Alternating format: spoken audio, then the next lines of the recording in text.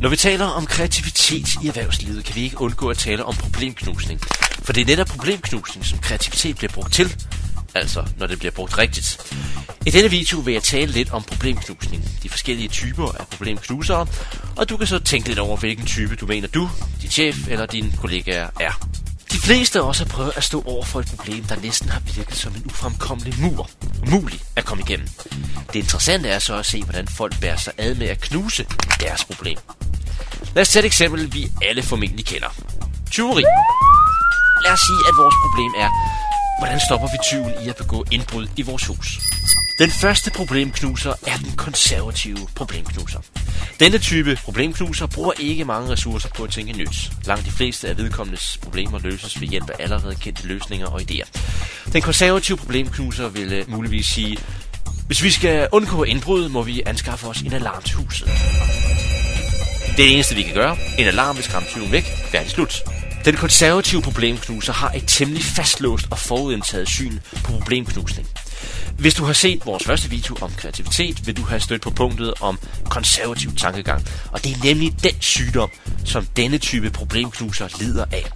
Vedkommende har svært ved at se andre løsningsmodeller end blot de meget oplagte, og der er ikke den store lyst til at afprøve og finde nye og anderledes løsningsmodeller. Den anden type er den moderne problemknuser. Denne type problemknuser minder om den konservative, men har det ekstra lag på, at vedkommende grundlæggende er en åben person, som får inputs og inspiration fra forskellige kanter.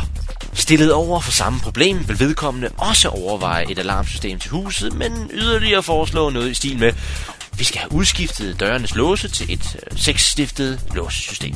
Vedkommende har muligvis hørt, at ældre låsetyper end denne type kan åbnes af tyven med et stykke vådt wienerbrød.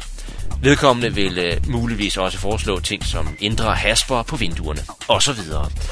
Den moderne problemknuser er sådan set meget åben og på bølgelængde med nye løsningsmodeller, men vedkommende er ikke nødvendigvis særlig stærk i selv at skabe de nye idéer. Og det er her, vores sidste problemknuser kommer ind i billedet. Den kreative problemknuser. Denne type af problemknuser minder om den moderne, men har det ekstra lag på, at vedkommende netop også kan være med til at skabe de nye idéer selv. Den kreative problemknuser stiller sig ikke tilfreds med blot at høre om, hvordan andre har løst et givet problem, eller om nye og moderne løsningsmodeller på selv samme problem. Hvis den kreative problemknuser bliver stillet over for indbrudsproblematikken, vil vedkommende med nogle hurtige sidebemærkninger foreslå husalarmen, udskiftning af låsene til den moderne slags og ændre hasper på vinduer. Men derfra er den kreative problemknuser hurtigt videre og i gang med at skabe de nye idéer. Vedkommende vil måske foreslå indbyggede og hjemmelavede magnetlåsehasper i døre og vinduer, som kun kan låses op af en magnet, som fra ydersiden trækker den indre haspe løs. Skulle du forresten overveje at stjæle den her idé, så kan jeg afsløre, at ideen nu juridisk ikke kan patenteres, da den ikke har nogen nyhedsværdi. Den er hver mands eje. Værsgo og tag. Nå, det var lige et sidespring.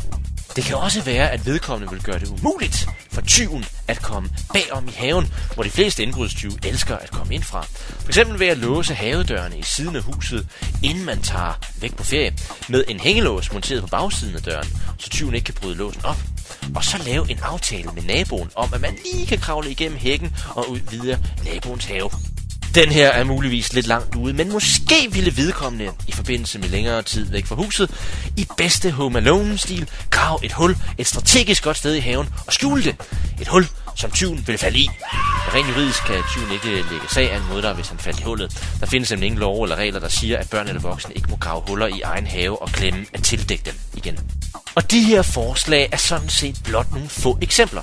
Den kreative problemknuser ville fortsætte med at komme på mange flere idéer. Pointen er blot, at vedkommende har en evne til at tænke totalt uden for boksen og komme med de idéer, som de andre problemknusertyper kun kan drømme om at få. Han er jo syg i hovedet. Prøv at overveje, hvilken type problemknuser du er, og hvilken du godt kunne tænke dig at være. Hvilken type omgås du med på dit arbejde? Og tænk på en given udfordring, du står med på arbejde, og overveje, hvordan de 3 problemknusere hver især ville løse det problem. Tænk ud af boksen.